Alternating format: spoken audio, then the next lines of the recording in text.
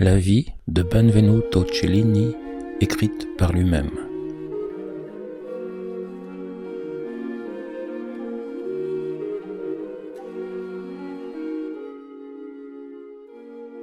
Guéri, je retournai chez mon orfèvre Marconnet, chez qui je gagnais beaucoup d'argent, pour aider mon père et ma famille.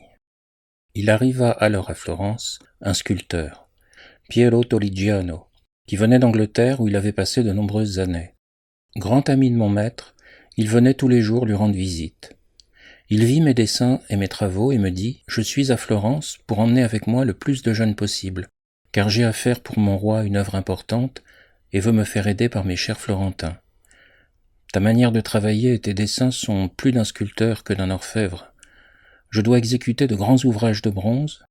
Tu acquerras avec moi habileté, savoir-faire et richesse. » Sa belle prestance, son allure audacieuse, ses attitudes étonnantes, sa voix sonore, ses froncements de sourcils, propres à épouvanter les plus braves, lui donnaient plus l'air d'un brave soldat que d'un sculpteur. Chaque jour, il racontait ses hauts faits avec ses animaux d'anglais. La conversation tomba un jour sur Michel-Ange Buonarroti à propos d'un de mes dessins. Il était tiré d'un carton du Divin Maître, premier chef-d'œuvre où il avait démontré son génie, exécuté en concurrence avec Léonard de Vinci pour la salle du Conseil à la Seigneurie.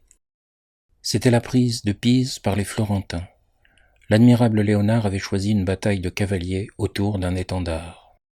On ne peut imaginer ouvrage plus prodigieux. Sur le carton de Michel-Ange, on voyait une troupe de fantassins qui, dans la chaleur de l'été, se baignaient dans l'Arno.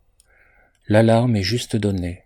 Nus, ils courent à leurs armes avec de si belles attitudes que jamais, dans l'Antiquité comme dans les temps modernes, on ne vit œuvre d'un tel niveau. Le carton du grand Léonard était, je l'ai dit, d'une étonnante beauté. Il était au palais Médicis, l'autre dans la salle du pape. Tant qu'ils restèrent entiers, ils furent l'école du monde. Le divin Michel-Ange a fait ensuite la grande chapelle du pape Jules, sans atteindre la moitié de la valeur de ce carton. Son génie ne retrouva plus jamais la vigueur de ses premières études.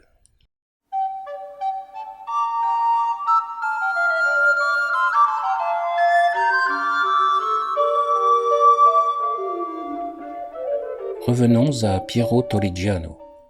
Mon dessin à la main, il me dit « Quand nous étions enfants, Buonarroti et moi, allions étudier au Carmine, dans la chapelle de Masaccio.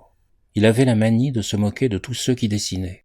Un jour où il m'ennuyait, j'en fus plus irrité que d'habitude et de mon poing fermé, je lui donnai un si grand coup sur la figure que je sentis les os et le cartilage de son nez craquer comme une oublie. Il emportera la marque jusqu'à la fin de ses jours. » Ces paroles provoquèrent une telle indignation chez moi, qui éprouvait pour les œuvres de Michel-Ange une admiration éternelle, qu'il ne fut plus question de le suivre en Angleterre et que je ne pouvais même plus supporter de le voir. Je m'appliquai sans cesse à étudier à Florence le beau style de Michel-Ange et ne m'en suis jamais écarté. À ce moment, je me mis à fréquenter un gentil garçon de mon âge qui s'adonnait aussi à l'orfèvrerie et nous devînmes intimes. Il s'appelait Francesco et était le fils de l'excellent peintre Filippino et le petit-fils de Fra Filippo. Le travail commun fit naître en nous une telle amitié que nous ne nous quittions plus ni jour ni nuit. Sa maison était encore pleine de superbes études de son père en plusieurs albums, reproduisant les monuments antiques de Rome. Elle m'enthousiasmait. Nous travaillâmes ensemble environ 2 ans. C'est alors que je fis un bas-relief en argent de la taille d'une main d'enfant. C'était un fermoir d'une ceinture d'homme, d'une dimension à la mode. J'y avais ciselé un bouquet de feuillage à l'antique, avec beaucoup de putti et des masques superbes. Je l'exécutai dans l'atelier de Francesco Salimbene. Examiné du point de vue technique par les orfèvres, il me valut d'être déclaré le meilleur parmi mes jeunes collègues. Un sculpteur sur bois qui avait exactement mon âge, Giovan Battista, appelé Tasso, se prit à dire que, si je voulais aller à Rome, il viendrait volontiers avec moi. Nous en parlions ainsi après le déjeuner. Toujours à cause de cette sempiternelle musique, j'enrageais contre mon père et je dis à Tasso « Tout ça, ce sont de belles paroles, mais non des faits. Moi aussi je suis furieux contre ma mère et, si j'avais assez d'argent pour aller à Rome, je ne reviendrais même pas en arrière pour fermer mon petit atelier. » Je répartis que s'il restait pour une question d'argent, j'en avais sur moi suffisamment pour aller à Rome à 2. Nous discutions ainsi, tout en marchant. nous nous retrouvâmes sans le vouloir devant la porte San Piero Gattolini. « Mon ami Tasso, dis-je, c'est un signe de Dieu d'être arrivé devant cette porte sans nous en rendre compte, ni l'un ni l'autre. Eh bien, puisque nous sommes ici, j'ai l'impression d'avoir fait la moitié du chemin. » C'était d'accord. Nous disions, tout en poursuivant notre route, « Que vont dire nos vieux ce soir ?» Nous convînmes de ne plus en parler jusqu'à notre arrivée à Rome. Nous liâmes nos tabliers dans le dos et, presque sans mot dire, nous allâmes jusqu'à Sienne. Là, Tasso déclara qu'il avait mal aux pieds et ne voulait plus continuer. Il me demanda de lui prêter de l'argent pour rentrer. Je lui répondis, « Il ne m'en resterait plus assez pour poursuivre. Tu n'avais qu'à y penser à Florence avant de partir. Si tu ne veux pas venir à cause de tes pieds, nous allons trouver à louer un cheval de retour pour Rome et tu n'auras plus d'excuses pour renoncer. » Je trouvai ce cheval et, voyant qu'il ne me répondait pas, je me dirigeai vers la porte de Rome. Devant ma résolution, il me suivit comme il put, boitant et grognant sans arrêt. Je le distançai vite et son retard augmentait. Arrivé à la porte, je fus pris de pitié, je l'attendis et le pris en croupe en lui disant « Que diable diraient nos amis si, partis pour Rome, nous étions contents de rester à Sienne ?» Le bon Tasso me donna raison. Gai de nature, il se mit à rire et à chanter. Et ce fut ainsi, en riant et chantant, que nous fîmes notre entrée à Rome. J'avais exactement 19 ans, comme le siècle. Je fus admis aussitôt dans l'atelier d'un maître orfèvre appelé Firenzuola. Son nom était en réalité Giovanni, et il venait de Firenzuola en Lombardie. Il excellait dans les gros ouvrages d'orfèvrerie. Je lui montrai le modèle du fermoir que j'avais fait à Florence avec Salimbene. Il lui plut énormément. Se tournant vers un aide florentin qu'il avait déjà chez lui depuis des années, Gianotto Gianotti, il lui dit « Il y a des Florentins comme lui qui connaissent leur métier et d'autres comme toi qui ne le connaissent pas. » Je reconnus alors Gianotto et voulus lui dire un mot car avant son départ pour Rome, nous allions souvent dessiner ensemble et nous ne nous quittions pas. Furieux des paroles de son maître, il déclara ne pas me connaître ni personnellement ni de réputation. « Gianotto, lui dis-je indigné, mon ex-ami intime, tu sais bien que nous étions ensemble dans tel ou tel endroit, que nous dessinions, mangions, buvions, dormions chez toi. Je ne me soucie pas que tu te portes garant de moi devant ton excellent maître, car j'espère que mes mains sauront, sans qu'on ait besoin de toi, montrer qui je suis. »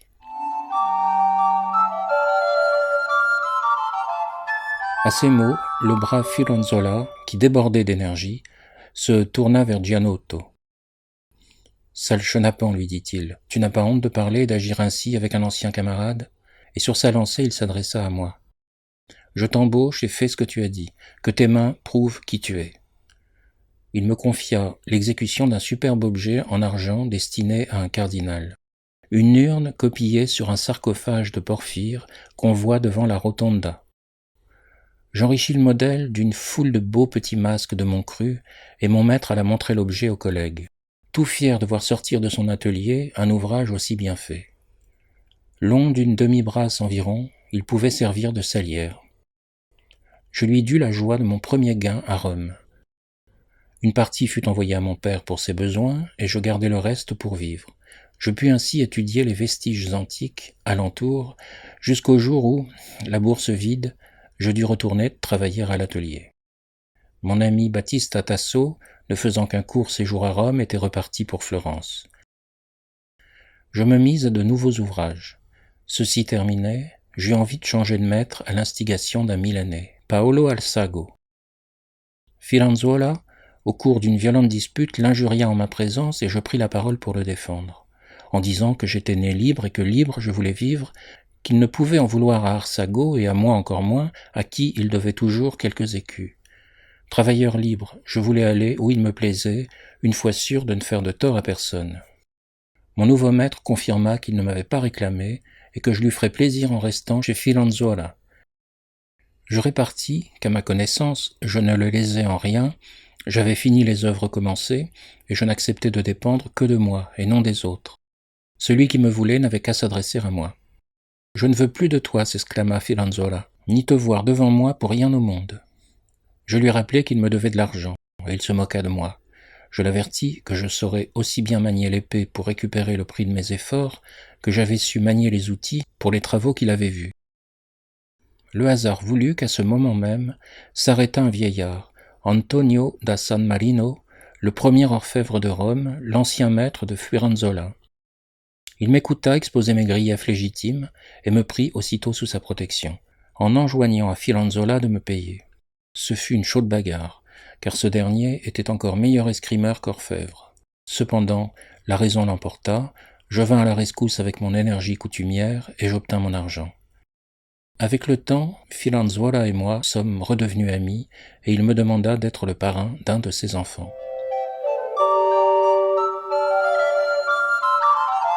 Mon travail chez maître Paolo Alsago me fit gagner beaucoup d'argent, dont la plus grande part allait toujours à mon père. Au bout de 2 ans, sur ses instances, je revins à Florence et me remis chez Francesco Salimbene, toujours avec de bons gains et en me donnant beaucoup de mal pour faire de mieux en mieux. Je fréquentais à nouveau Francesco Lippi et, tout en me divertissant beaucoup pour oublier la maudite flûte, je consacrais toujours à son étude quelques heures du jour ou de la nuit. C'est le moment où je composais en argent ce qu'on appelait alors un chiavacuore, une ceinture large de 3 pouces portée par les jeunes mariés, ciselée en demi-relief avec des figurines en ronde bosse. Je fis ce travail pour Raffaello Lapaccini, qui me paya très mal, mais j'en retirai tant d'honneur que cela valait mieux que la juste récompense de mes peines. À Florence, j'avais travaillé avec divers maîtres. Parmi les orfèvres de la ville, les uns étaient des hommes de bien, comme mon premier maître, Marcone, mais d'autres, qui passaient pour honnêtes, abusèrent de mon travail en me volant tant qu'ils pouvaient. Je me séparai de ces sinistres filous.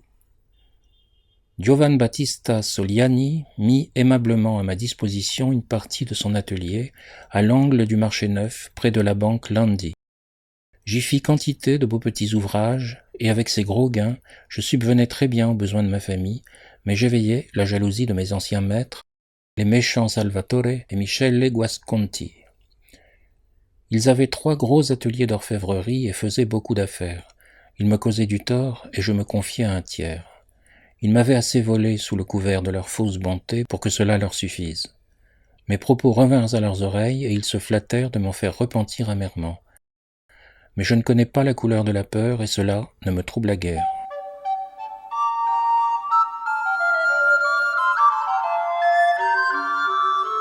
Je me trouvai un jour contre l'atelier de l'un d'eux. Il m'appela et se mit à me faire des reproches et à me provoquer. Je répliquai. S'ils s'étaient comportés à mon égard comme ils devaient, j'aurais parlé d'eux comme de braves gens honnêtes, mais ça avait été le contraire, qu'ils s'en prennent à eux et non à moi.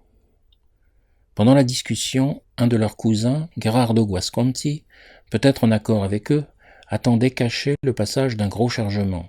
Vint un transport de briques. Quand il arriva à ma hauteur, Gerardo le poussa si violemment contre moi que j'en eus très mal. Me retournant aussitôt, je le vis rire et lui envoyai mon poing sur la tempe si fort qu'il tomba inanimé, comme mort. Je revins à ses cousins et leur dis « Voilà comme on traite les lâches voleurs comme vous. » Ils comptaient sur leur nombre pour me faire un mauvais parti. La colère m'enflamma et je pris un petit couteau que j'avais sur moi. Si l'un de vous sort de l'atelier, un autre peut courir après un confesseur, car il n'y aura pas besoin de médecin. Ces mots leur firent une telle peur qu'aucun n'osa bouger pour voler au secours du cousin. Tout de suite après mon départ, père et fils coururent au conseil des 8 déclarer que je les avais attaqués à main armée dans leur atelier, chose inouïe à Florence. Les 8 me convoquèrent. Je comparus.